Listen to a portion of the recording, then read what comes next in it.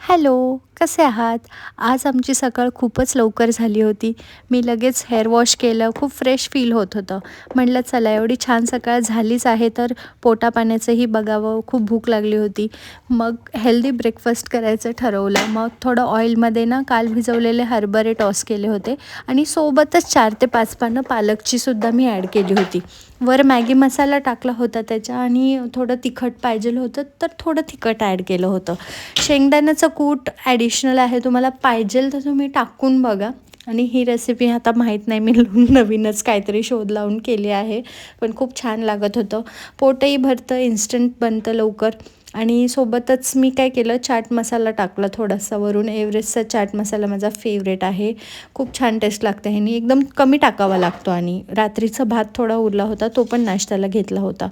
आणि प्राण्वीसुद्धा मस्त लवकर उठून बघत मध्ये आहेच तिचं, पण म्हटलं जाऊ देत, चला पेरूंचं काहीतरी बनवू. खूप दिवस पेरू होते पण नाही टाईम मिळाला. मग तसं स्लाईस केले आणि खाल्ले. Bye bye.